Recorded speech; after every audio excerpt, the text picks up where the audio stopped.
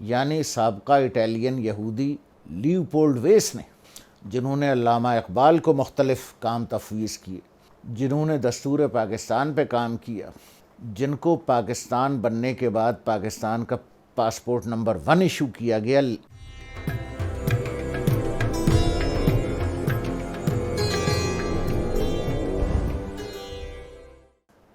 تو حضرات، بات یہ ہے، زمانہ کتنا ہی آگے نکل جائے، ڈیجیٹل ورلڈ 5G کراس کر کے کسی اور جی میں چلی جائے، یہ کتابیں اپنی جگہ کھڑی رہیں گی۔ یہ کتابیں نہیں مرتی۔ اب جیسے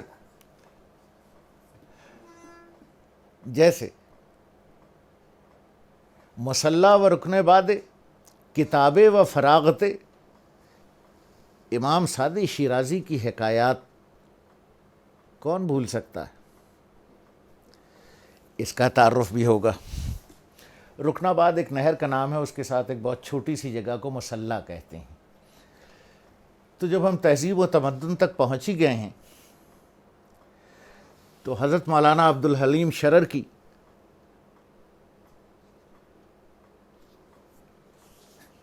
مشہور زمانہ کتاب گزشتہ لکھنؤ، وہاں تک، اور جب ہم تہذیب و تمدن تک پہنچ ہی گئے ہیں تو وہ صاحب جنہوں نے تہذیب کو جلا بخشی، تمدن کے لفظ کو ری ڈیفائن کیا اور تا قیامت تک کے لیے ایک ماڈل تہذیب و تمدن چھوڑ گئے، پھر ہم ان پر لکھی جانے والی مارکۃ الآراء کتابوں کا ذکر کریں گے۔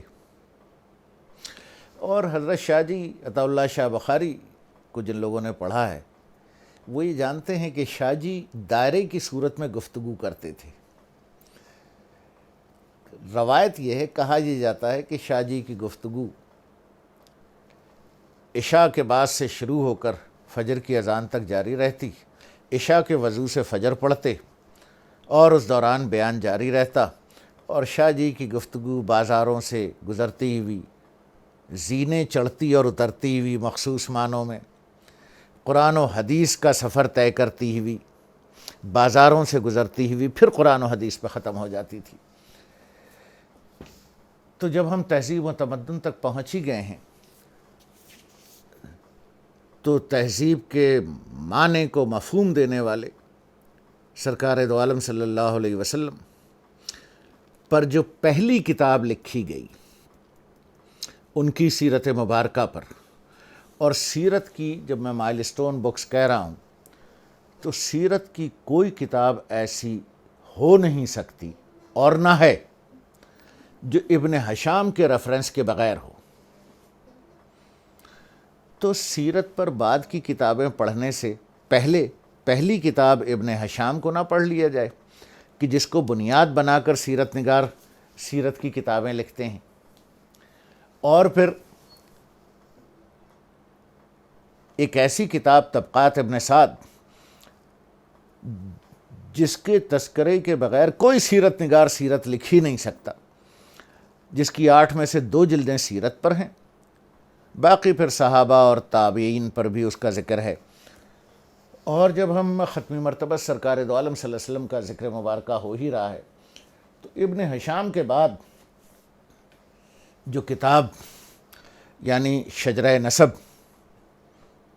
جس خوبی سے جج صاحب کی اس کتاب نے ڈیفائن کیا ہے، قاضی سلیمان سلمان منصور پوری صاحب 1880 میں یہ کتاب لکھی گئی۔ تو جہاں شجرہ مبارکہ کا ذکر ہے تو میری کم علمی نہیں بے علمی کی رائے میں قاضی صاحب تو ابن ہشام سے بھی آگے ہیں۔ اور جب قاضی صاحب تک بات پہنچی گئی ہے تو قاضی صاحب سے پہلے یعنی حضرت خواجہ باقی باللہ رحمۃ اللہ علیہ کے شاگرد حضرت عبدالحق کی کتاب مدارج النبوہ سیرت کی کتاب ہے، اس کے 2 نام ہیں، مدارج النبوہ اور منہاج النبوہ۔ روایت ہے، ایگزیجریٹڈ ہے، لیکن روایت یہ ہے کہ بر صغیر میں سیرت کی صرف ایک کتاب لکھی گئی ہے، اور وہ یہ ہے اس کتاب کا اسٹیٹس۔ اور آخری کتاب سیرت مبارکہ پر میں 5 ہی کتابیں پڑھتا ہوں۔ جو میری پسندیدہ ترین کتاب ہے، کانسٹنٹائن جارجیو ویریزل، سیارہ ڈائجسٹ نے اردو ترجمہ چھاپا۔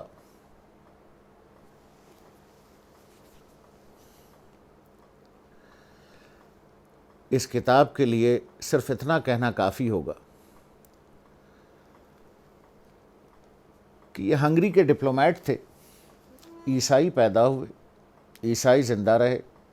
عیسائی کی حیثیت سے انتقال کیا، اور اس کتاب کا دیباچہ لکھا ہے اپنے وقت کے نہیں، آنے والے وقتوں کے بھی مشہور ترین مسلمان علامہ محمد اسد نے، یعنی سابقہ اٹالین یہودی لیوپولڈ ویس نے، جنہوں نے علامہ اقبال کو مختلف کام تفویض کیے، جنہوں نے دستور پاکستان پہ کام کیا، جن کو پاکستان بننے کے بعد پاکستان کا پاسپورٹ نمبر 1 ایشو کیا گیا، انہوں نے اس کا دیباچہ لکھا۔ اور یہ وہ اکلوتی کتاب ہے بہرحال کہ جس میں آپ صلی اللہ علیہ وسلم کی اندر کا حال لکھا گیا ہے، ان کے محسوسات، اور یہ بہت وزنی کتاب ہے، اس کو پڑھنے کے لیے بہت حوصلہ چاہیے۔ تو اس طرح سے مختلف جہتوں کی انگریزی، عربی،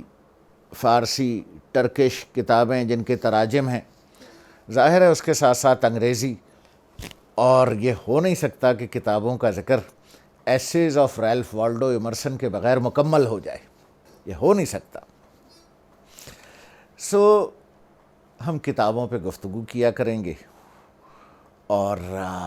آخر تک ہم موجودہ زمانے تک آئیں گے۔ اس میں سعادت حسن منٹو، عصمت چغتائی، غلام عباس، ان کا بھی ہم تذکرہ کریں گے۔ جمیل احمد جالبی صاحب، مشہور مصنفوں کی، مشہور کتابوں کا،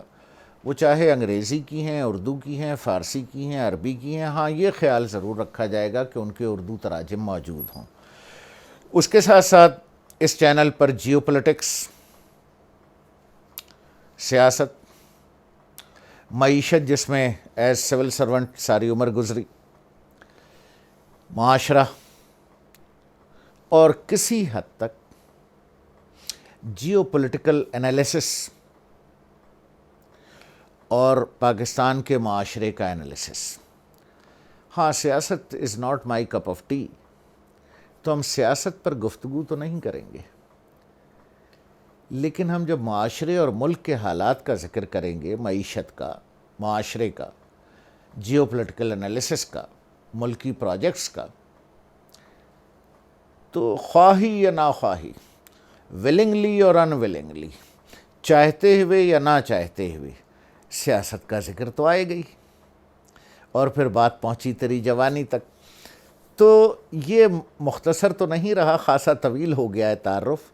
لیکن دیکھیے کوشش کریں گے کہ اس نہج پر قائم رہیں، تاکہ معاشرے سے جو کچھ لیا as bureaucrat, as civil servant, ملک سے جو کچھ لیا، جو عزت پائی، جو مقام و مرتبہ ملا، اس کو اب ایک استاد کی حیثیت سے معاشرے کو واپس کیا جائے۔ یہ ہے وجہ اس چینل کی۔ خوش رہیے، السلام علیکم۔